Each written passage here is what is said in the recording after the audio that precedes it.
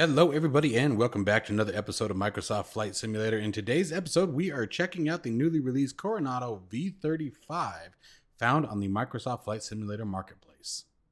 If you are interested in acquiring any of my Overkills tutorial guides for Microsoft Flight Simulator, please consider joining me on Patreon. Patreon subscribers level tier 2 and above have access to all of my guides, as well as any future updates and future guides that will be coming down the road. Link to Patreon can be found in the description below.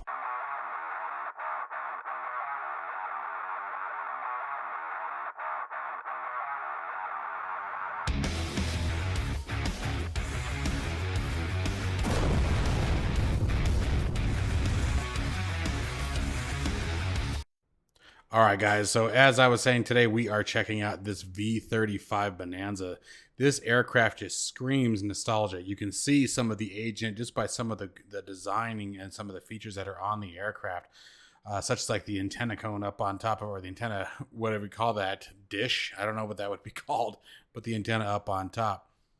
It is a very, very awesome looking aircraft. They did a fantastic job with this, but as we all know with Carenado, that's really not something to be surprised with. They always do a great job with the exterior and interior textures.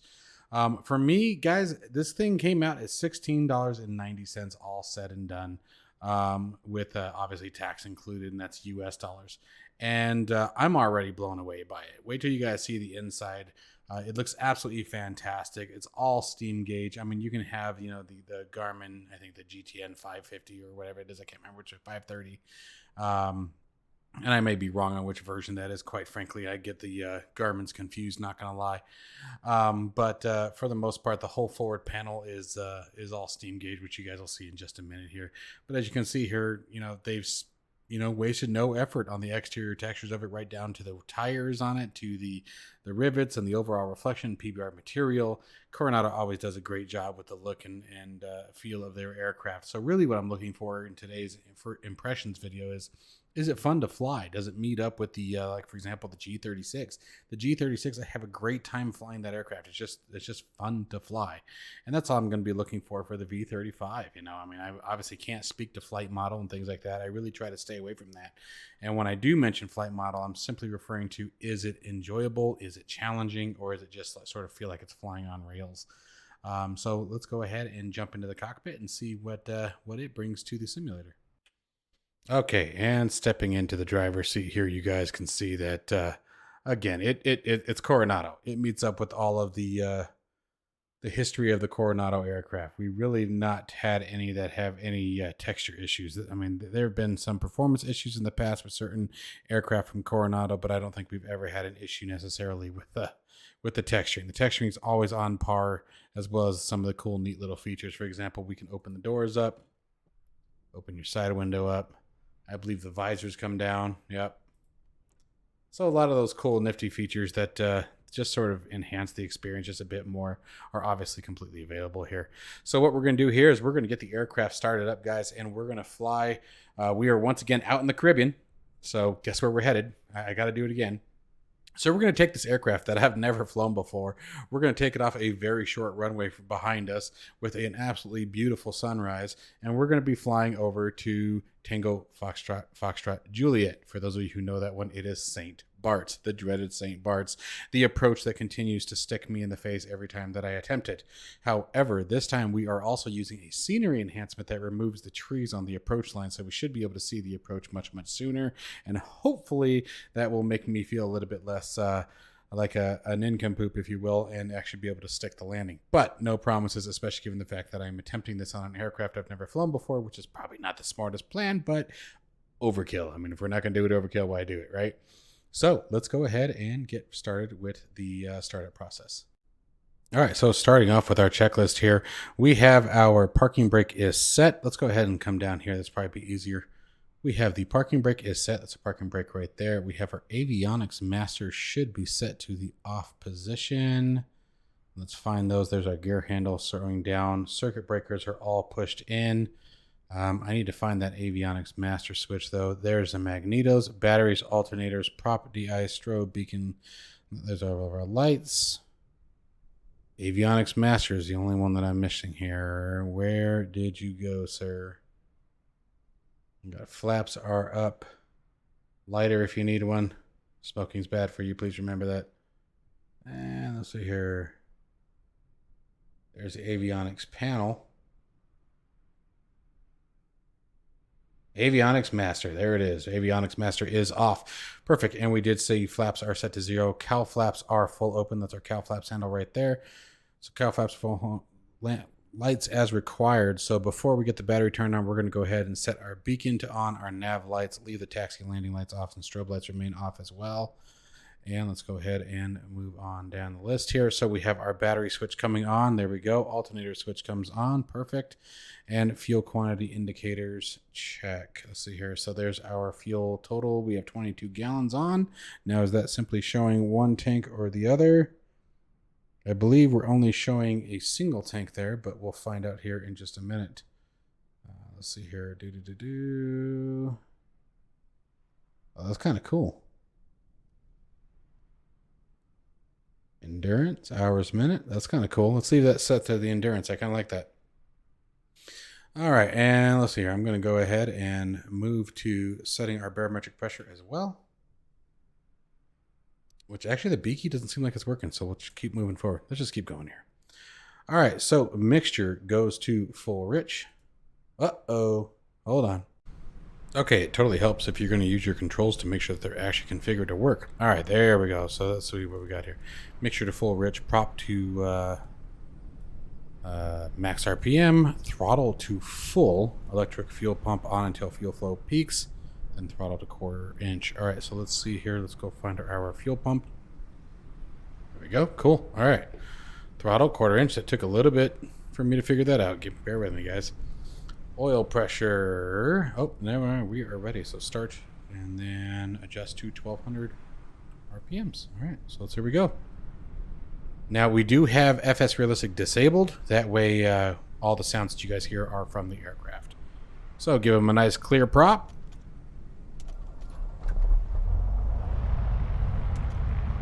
Wow, that sounds fantastic.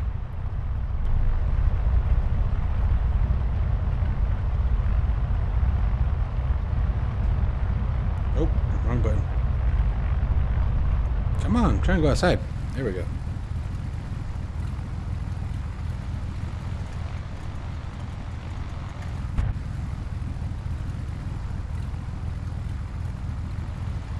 Sounds are pretty darn good. Not bad at all. Okay, and so we need to set her for 1200 RPMs was our goal here.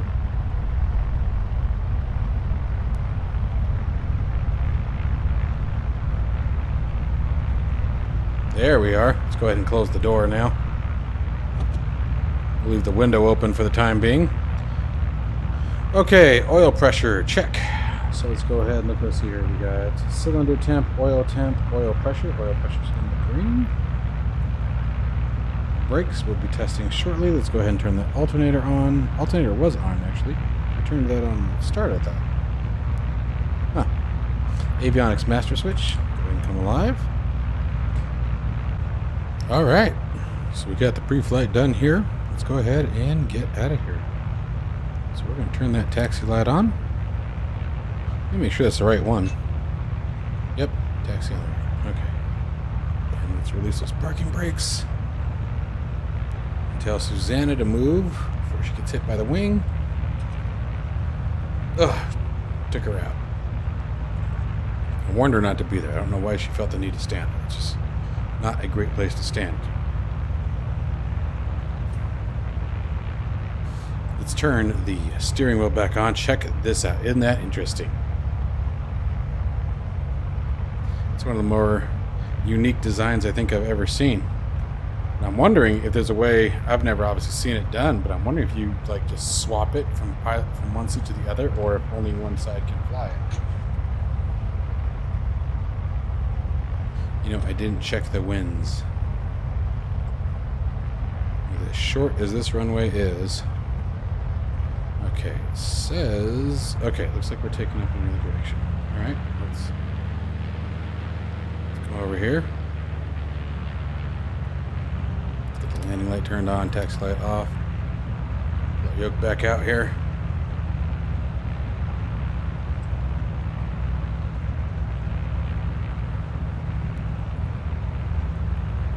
Looks like we have flap set. I did not want flap set.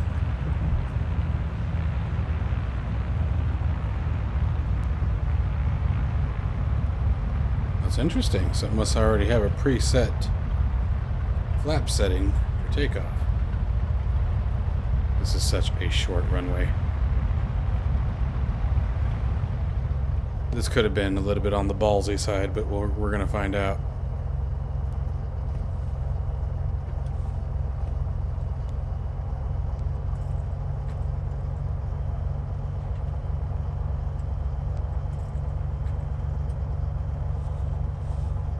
Okay, well, no time like the present to find out if this was a really dumb idea. You know what else I forgot here? Let's come down here. Should have kept the checklist up. Forgot our strobe lights. We shouldn't need the pitot heat. Temperatures are good today. Okay, guys. Here we go. Hold the brakes, looking for max power.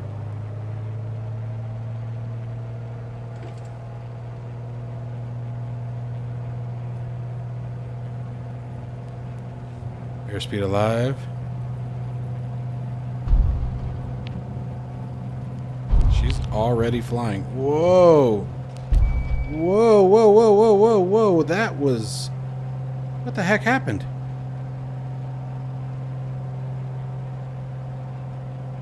Alright, let's get that gear up and see if we can't figure out what was going on. It started pulling very, very hard to the left. Controls are centered. Trim is centered. We didn't have any aileron trim, but I mean, it was rolling to the left. Like, I mean, rolling. Trying to trim nose up a bit here before I come off that throttle. Okay, we got off the ground, but whew, I was not anticipating that. That was a very, very intense pull to the left. Very, very intense.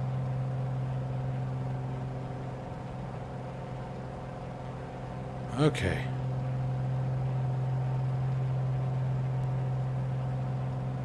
Whew. That was a little on the terrifying side, not gonna lie. Alright, let's head on over to St. Barts here. Start pulling some RPM back.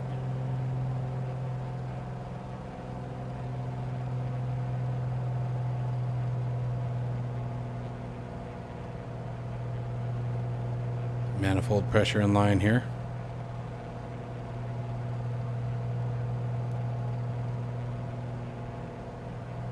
Alright. So now... Whew. That was intimidating. That really was. Oh, you know what I forgot to do? I am so sorry. I don't think I set... I did not turn our transponder on. How much of a fail is that? Autopilot vertical speed. There's our Garmin that we were talking about earlier. I was right, the 530. I think, did I say the 530? I think I said the 530. We'll see. All right. Not too bad. So, this is me completely hands off the controls. Hands are off, feet are off. This is how the aircraft is flying. Maintaining a pretty steady, looks like about 90 knots there. So, easier than most flight models, I would guess. Let's go ahead and go outside. I mean, there it is again. Just stable as stable can be.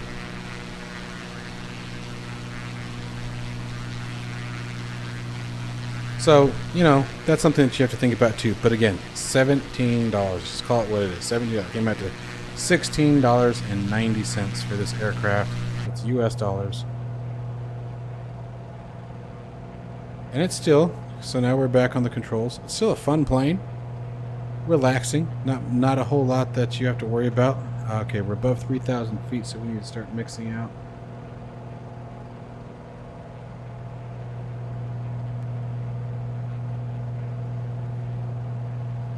Pulling the mixture off doesn't seem to be doing anything here.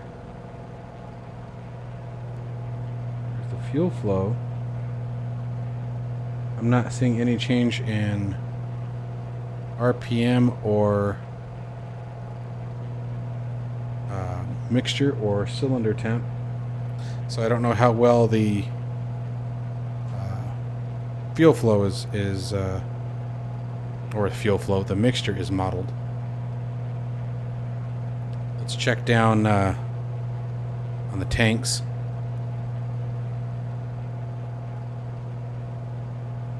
There we go. Let's come back up top.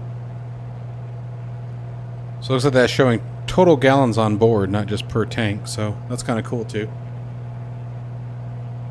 Although I kind of like when it breaks down each gauge or each tank, but you know, we have this here for monitoring both tanks, so it's not like it can't be done. It's still very easy right in front of us, no concerns there. All right, let's level out our ascent.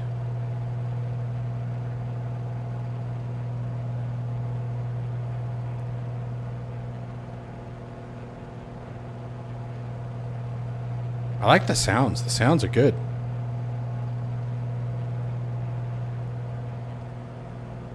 It's a very pretty looking plane. I love the interior.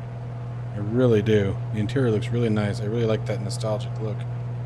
Definitely showing her age a little bit, but it is a very, very nice aircraft.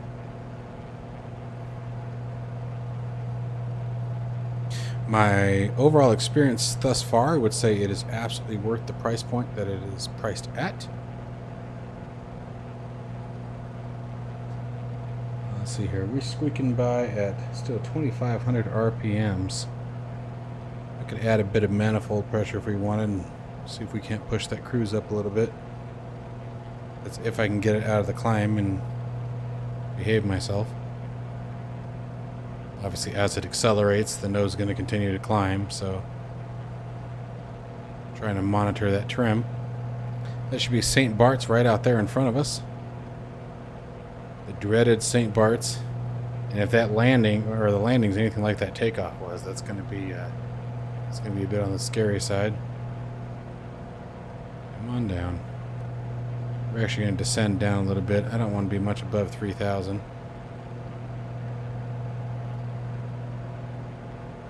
We're now pushing 5,000, so went way higher than I intended to. But first time flying the plane. Let's see what the all the lights on looks like. Oh, I kind of like those dash lights. Those look cool. Really accents well with the wood paneling. I really like that. Alright, let's clear that for a second. Let's come back down here. Let's get just the lights that we need on now. We're going to keep the landing lights on.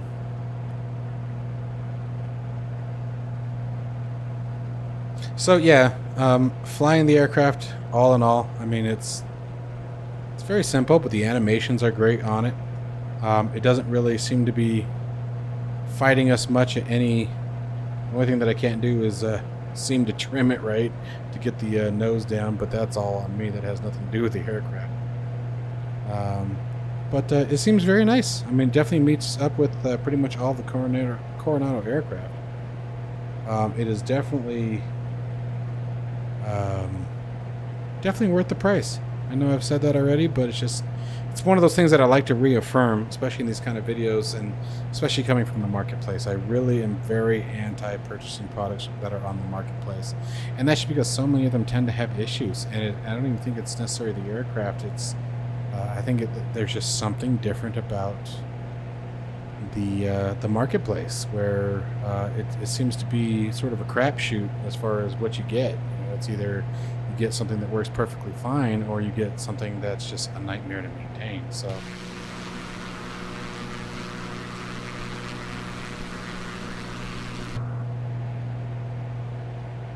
there we are, cruising at almost 200 knots. See, that's about 150, 160. Now we're in a minor descent, but nothing too crazy. All right, we have arrived at St. Barts. There is the dreaded approach right there.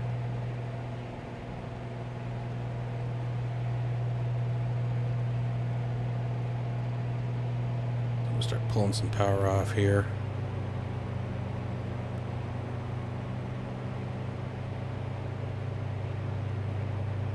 Enjoy a nice little pass around the island here. Let's go ahead and swap our tanks again.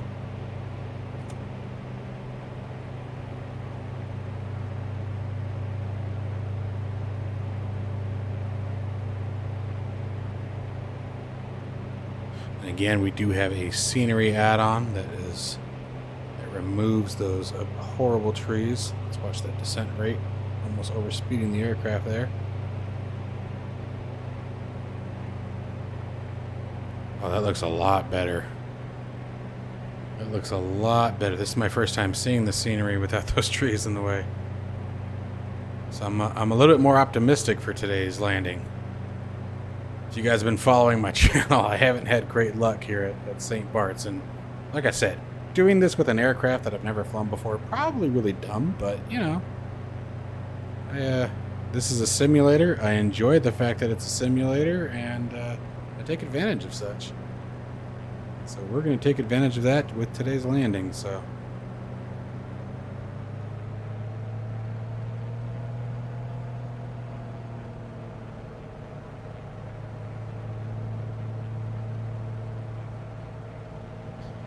and we're going to see how bad I bork this. I'm really hoping it goes well this time. I'm hoping we do better. Barometric pressure, still sea levels. Okay, didn't change.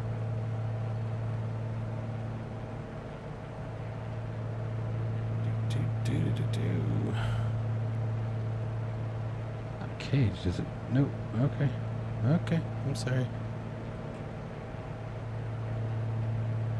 Alright. So I'm gonna bring that descent out a bit. Put a little bit of flaps in. Oh, nose definitely comes up with the flaps.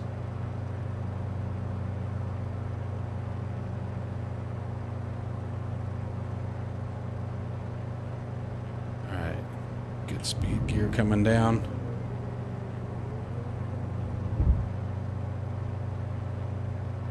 I'm gonna bring the the RPMs into full. Below 3,000 feet, putting the mixture back to rich.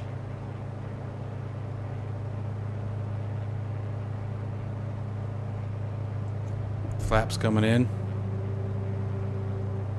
Full flaps.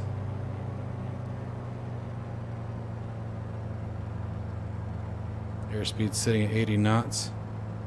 Oh, that's much better. I can see the damn approach.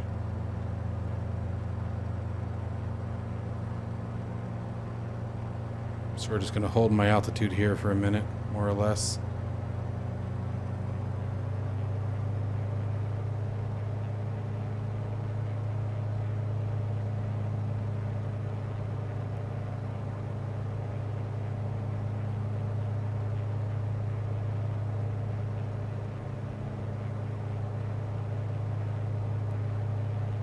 The moment of truth shall be with you.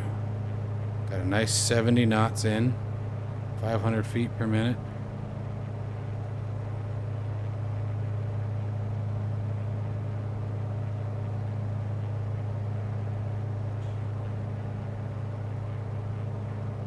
Holding it a bit longer.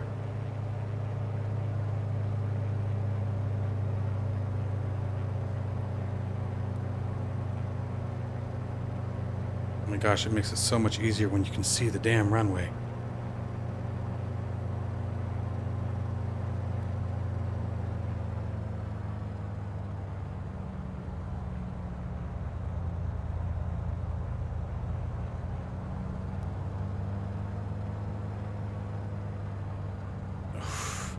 Whoa, whoa, whoa, whoa, whoa, whoa. We had something weird happen there.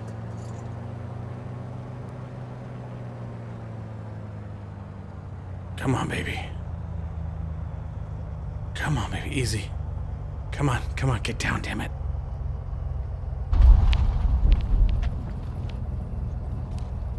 Come on, slow down. Slow down, slow down, slow down. Okay, that is by far the best attempt at that approach I have ever done. I feel like I got closer to nailing that one than I ever have in the past. This may be my lucky plane. Now, it could be the plane, it could be the pilot, it could be the removal of those trees. That helped a lot. I'll leave a link to this particular scenery down in the description below because that made a huge difference. Getting those damn trees out of the way made this approach significantly easier. Still obviously extremely challenging given the fact that that's such a steep approach at the end. Got a little nervous there. Right as we were coming off the top of that hill there. I think I was a little too slow. I was rocking it a little too slow. I don't know if you guys heard it, but the stall horn squeaked there for a second, and that was definitely too soon for that to happen. This approach always makes me nervous as all hell because I've botched it so many times. I've just absolutely just ruined it time and time again. So it was really kind of fun to get in there a bit better here. Let's get the landing light off, get the taxi light on. Let's get off the runway. And let's turn that strobe light off.